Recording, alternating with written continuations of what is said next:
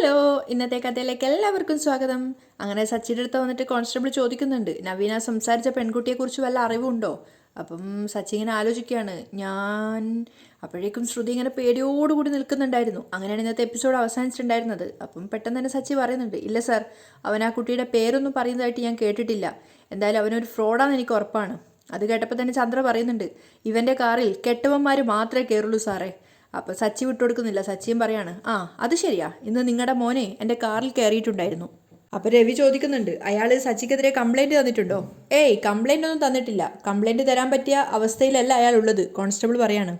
ഇവൻ്റെ കയ്യിൽ നിന്ന് രക്ഷപ്പെട്ട് ഓടിയ അയാൾ ഒരു വണ്ടി ഇടിച്ച് ആക്സിഡൻ്റ് ആയി. അത് കേട്ടപ്പോൾ തന്നെ സച്ചി പറയുന്നുണ്ട്, ആഹാ സൂപ്പർ സാർ, അവൻ അങ്ങനെ തന്നെ കിട്ടണം. അപ്പോൾ രവി പറയുന്നുണ്ട്, എടാ രേവതിയൊക്കെ സച്ചിയെ നോക്കുകയാണ്, ഇങ്ങനെ ഒരു എന്താ പറയുക, സ്ഥലകാല ബോധമില്ലാത്ത പോലെ സംസാരിക്കുന്നത് കേൾക്കുമ്പോൾ. അപ്പം കോൺസ്റ്റബിൾ പറയുന്നുണ്ട്, ഇപ്പം അടുത്തുള്ളൊരു ഹോസ്പിറ്റലാണ് അവനുള്ളത്, ഇതുവരെ ബോധം വന്നിട്ടില്ല. 12 മണിക്കൂർ കഴിഞ്ഞ് എന്തെങ്കിലും പറയാൻ പറ്റുമെന്നാ ഡോക്ടർ പറഞ്ഞത്. അപ്പോഴാണ് ശ്രുതിക്ക് ചെറുതായിട്ടൊരു സമാധാനമായത്. അപ്പം മീര തൊട്ട് പിന്നും തന്നെ പറയുന്നുണ്ട്, അപ്പോൾ ആക്സിഡൻ്റ് ആയതുകൊണ്ടായിരിക്കും നവീൻ വരാതിരുന്നത്. അപ്പോഴേക്കും മറ്റേ കോൺസ്റ്റബിളിൻ്റെ ഫോണിലേക്ക് മെസ്സേജുകൾ വന്നുകൊണ്ടിരിക്കുന്നുണ്ട്. അപ്പം ഇയാൾ സച്ചിയോട് പറയാണ്, എങ്കിൽ പിന്നെ ഞങ്ങൾ ഇറങ്ങുക, വിളിക്കുമ്പോൾ സച്ചി പോലീസ് സ്റ്റേഷനിലേക്ക് വരണം. ശരി സർ. അപ്പോഴേക്കും മറ്റേ കോൺസ്റ്റബിൾ വന്നിട്ട് ഇയാളോട് പറയാണ്, സർ, അവൻ്റെ തകർന്ന ഫോണിൽ നിന്നും അവൻ ആ കോൾ ചെയ്തുകൊണ്ടിരുന്ന പെൺകുട്ടിയുടെ നമ്പർ റിക്കവർ ചെയ്തിട്ടുണ്ട്. അത് കേട്ടതും ശ്രുതിയും മീരയും ശരിക്കും ഷോക്കാവുകയാണ്. നമ്പർ അയച്ചു തന്നിട്ടുണ്ട് സർ, അതാരാണെന്ന് അന്വേഷിക്കാൻ ഓർഡറും വന്നിട്ടുണ്ട്. എന്ത് വേണം സർ? അപ്പം കോൺസ്റ്റബിൾ പറയാണ്, എങ്കിൽ പിന്നെ താൻ കോൾ ചെയ്. എന്നിട്ട് ഇവരോട് യാത്ര ചോദിച്ച് പോലീസുകാർ അവിടുന്ന് പോവുകയാണ്. പക്ഷേ കോൺസ്റ്റബിൾ ചെയ്ത കോള് നേരെ വന്നിരിക്കുന്നത് ശ്രുതിയുടെ ഫോണിലേക്കാണ്. എല്ലാവരും, ശ്രുതി അടക്കം, ഒന്നിച്ച് ഞെട്ടിയിട്ട് അങ്ങോട്ടേക്ക് നോക്കുകയാണ്. പോലീസുകാരും തിരിഞ്ഞു നോക്കുന്നുണ്ട്. ശ്രുതി ശരിക്കും പേടിയോടുകൂടിയാണ് ശ്രുതിയെ നോക്കുന്നത്. ശ്രുതിയൊക്കെ അത്ഭുതത്തോടു കൂടിയാണ് നോക്കുന്നത്. കാരണം ഒരിക്കലും എക്സ്പെക്ട് ചെയ്യാത്തൊരു കാര്യം ഉണ്ടായ ആ ഒരു ഫീൽ തന്നെയാണ് നോക്കിക്കൊണ്ടിരിക്കുന്നത്. എല്ലാവരും ശ്രുതിയെ തന്നെ നോക്കി നിൽക്കുകയാണ്. ശ്രുതിയാണെങ്കിൽ പമ്മി പതുങ്ങി നിന്ന അവസ്ഥയിലാണ്. അപ്പം ആ കോൺസ്റ്റബിൾ വന്നിട്ട് ചോദിക്കുകയാണ്, ആരുടെ ഫോണാ അത്? അപ്പോൾ ശ്രുതി പേടിയോടെ പറയുന്നുണ്ട്, എൻ്റെ ഫോണാ സാർ. ആ ഫോൺ എടുക്ക്. കോൺസ്റ്റബിൾ പറഞ്ഞ പ്രകാരം പേടിയോടെ ശ്രുതി ഫോൺ എടുക്കുകയാണ്. എന്നിട്ട് ശ്രുതി ആ ഫോൺ നോക്കി നിൽക്കുന്നുണ്ട്. അവസാനം രണ്ടും കൽപ്പിച്ച് അവൾ കോൾ അറ്റൻഡ് ചെയ്യാണ്. ഹലോ. അപ്പം മറ്റേ കോൺസ്റ്റബിൾ പറയുന്നുണ്ട്, സാർ, ഇവളുടെ ഫോണിലേക്കാണ് അയാൾ കോൾ ചെയ്തുകൊണ്ടിരുന്നത്. അപ്പോൾ ശ്രുതി ആകെ പരിങ്ങലിലായി. അവൾ കോൾ കട്ട് ചെയ്തിട്ട് എല്ലാവരെയും വിഷമത്തോടു കൂടി നോക്കുകയാണ്. എല്ലാം പൊളിഞ്ഞു എന്ന് ശ്രുതിക്ക് മനസ്സിലാവുകയാണ്. അപ്പോൾ ശ്രുതി ചോദിക്കുന്നുണ്ട്, ശ്രുതി എന്തിനാ അയാളെ വിളിച്ചത്? അപ്പം തന്നെ സച്ചിൻ കളിയാക്കിക്കൊണ്ട് പറയുന്നുണ്ട്, ആഹാ, ഇതിപ്പോൾ പുതിയൊരു ട്വിസ്റ്റാണല്ലോ, ഇവനും അവളും തമ്മിൽ എന്താ ബന്ധം? അത് കേട്ടപ്പോൾ ചന്ദ്രൻ ചോദിക്കുന്നുണ്ട്, എന്താ മോളെ ശ്രുതി ഇത്? ശ്രുതിക്ക് ആരോടും ഒരു മറുപടിയും പറയാനില്ലാതെ അവൾ തലതാഴ്ത്തി നിൽക്കുകയാണ്. അപ്പം കോൺസ്റ്റബിൾ തൻ്റെ കയ്യിലിരുന്ന ഫോട്ടോയിൽ നിന്ന് നവീൻ്റെ ഫോട്ടോ കാണിച്ച് ചോദിക്കുന്നുണ്ട്, ഇയാളെ നിനക്കറിയോ? അപ്പോൾ ശ്രുതി ഇങ്ങനെ പരുങ്ങലായിട്ട് നിൽക്കുകയാണ്. എല്ലാവരുടെയും മുഖം ശ്രുതിക്ക് നേരെ തന്നെയാണുള്ളത്. അപ്പം കോൺസ്റ്റബിൾ പറയാണ്, ഇയാളെ അടിച്ചത് സച്ചി, അയാൾ വിളിച്ചോണ്ടിരുന്ന പെണ്ണ് ഈ വീട്ടിൽ. ഇവള് പറഞ്ഞിട്ടാണോ നീ അയാളെ തല്ലിയത്? നേരത്തെ നീ പറഞ്ഞത് കള്ളാണോ? കോൺസ്റ്റബിൾ ചോദിക്കുന്നുണ്ട്. അപ്പോൾ സച്ചി ഞെട്ടിപ്പോവാണ്. എനിക്കൊന്നും അറിയില്ല സാറേ, ഞാൻ പറഞ്ഞത് സത്യാ.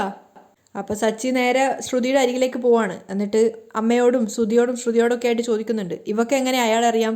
എന്തൊക്കെയോ കള്ളക്കളികൾ മണക്കുന്നുണ്ടല്ലോ. അപ്പം ശ്രുതിയോട് ചോദിക്കുകയാണ്, ശ്രുതി സത്യം പറ. ശ്രുതി പെട്ടെന്ന് തന്നെ കണ്ണും പൂട്ടിക്കൊണ്ട് പറയും, എനിക്കറിയില്ല. അപ്പോഴേക്കും മീര ഹെൽപ്പ് ചെയ്യാണ്. അപ്പോയിൻമെൻറ്റിനായിട്ട് ഒരാൾ വിളിച്ചിരുന്നു, അയാളാണോ ശ്രുതി? അപ്പോഴും ശ്രുതി അതുപോലെ തന്നെ പറയാണ്, അറിയില്ല.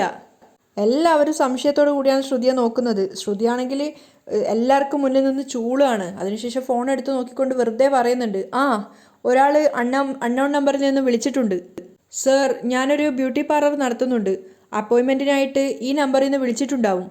അപ്പോൾ ശ്രീയാണ് ചോദിക്കുന്നത്, ഏട്ടത്തി, നിങ്ങൾ ലേഡീസ് ബ്യൂട്ടി പാർലറല്ലേ നടത്തുന്നേ, എന്തിനാ അയാൾ വിളിക്കുന്നേ?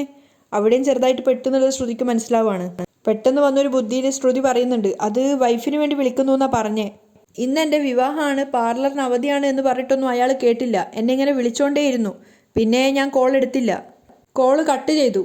അപ്പം ശ്രുതിയുടെയും ചന്ദ്രയുടെയും മുഖത്തുള്ള സംശയം മാറി. അപ്പോൾ ചന്ദ്ര പറയുന്നുണ്ട്, അത് ശരി, പാർലർ അവധിയാണെന്ന് പറഞ്ഞിട്ടും പിന്നെ അവനെന്തിനാ മോളെ വിളിച്ചോണ്ടിരുന്നേ? അപ്പം ബാമയാണ് പറയുന്നത്, സച്ചി പറഞ്ഞിരുന്നില്ലേ ചന്ദ്രേ, അവനൊരു തെമ്മാടിയാണെന്ന്. എന്തിനാണ് ശ്രുതിയെ വിളിച്ച് ശല്യം ചെയ്തതെന്ന് നമുക്ക് ഊഹിക്കാലോ.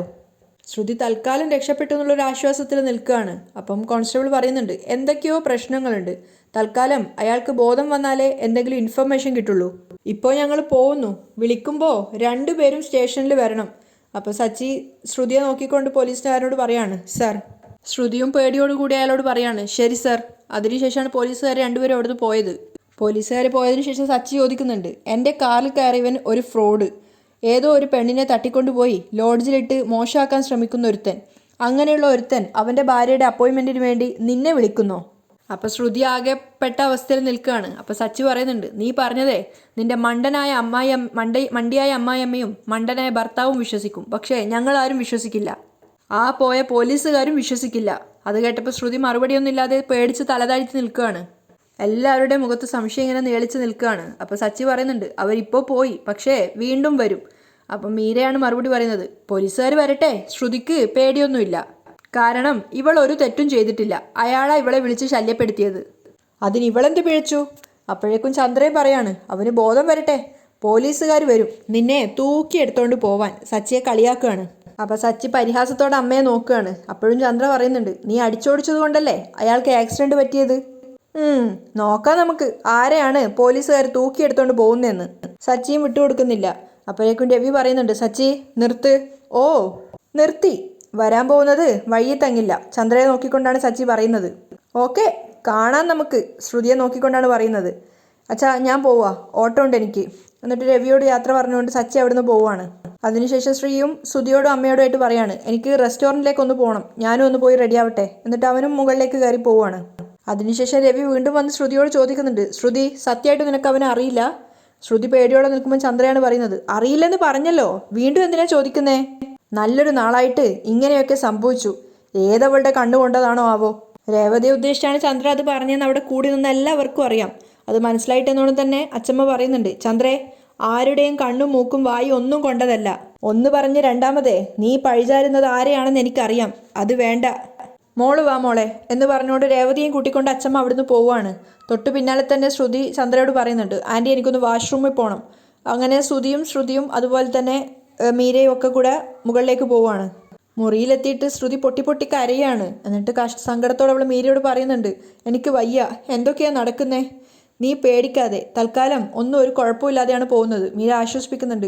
എങ്കിലും നവീന് ബോധം വന്ന അവൻ എന്നെക്കുറിച്ച് എല്ലാം പറയില്ലേ? ശ്രുതി വീണ്ടും ചോദിക്കുകയാണ്. അതിനവന് ബോധം വന്നില്ലല്ലോ, കറക്റ്റ് സമയത്ത് തന്നെ അവന് തക്കതായ ശിക്ഷയും കിട്ടി. നീയായിട്ട് ഇവിടെ ഉള്ളവരിൽ സംശയം ഉണ്ടാക്കരുത്. നവീൻ്റെ കാര്യം മറന്നേക്ക്. നീ ഇന്ന് എൻജോയ് ചെയ്യേണ്ട ദിവസാ, നീ സന്തോഷമായിട്ടിരിക്ക്. ഞാൻ എന്തായാലും ഇപ്പോൾ ഇറങ്ങുക, ഹോസ്പിറ്റലിൽ ചെന്നിട്ട് നവീൻ്റെ ഇപ്പോഴത്തെ അവസ്ഥ അറിയണം, എന്നിട്ട് ഞാൻ നിന്നെ വിളിക്കാം, ഞാൻ പോട്ടേടി എന്ന് ചോദിച്ചുകൊണ്ട് മീര യാത്ര പറഞ്ഞ് പോവുകയാണ്.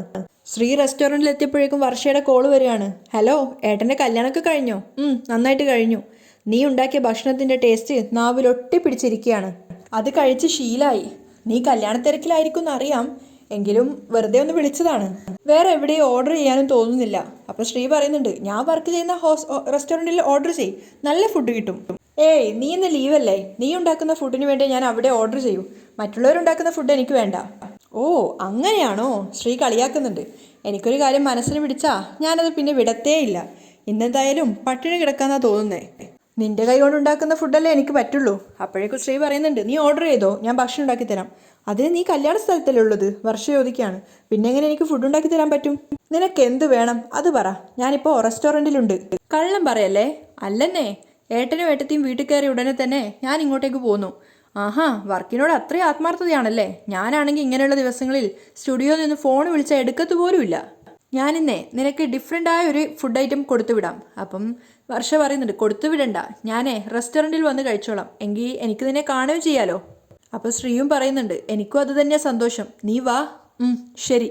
ശ്രുതി മേക്കപ്പൊക്കെ അടിച്ച് മാറ്റാൻ തുടങ്ങുമ്പോഴാണ് മീര കോൾ ചെയ്യുന്നത്. അപ്പം ശ്രുതി വെപ്രാളത്തോടെയാണ് എടുക്കുന്നത്. ഹലോ, എന്തായി നിന്റെ മാരേജ് ലൈഫൊക്കെ എൻജോയ് ചെയ്യാൻ തുടങ്ങിയോ? മീര കളിയാക്കുന്നുണ്ട്.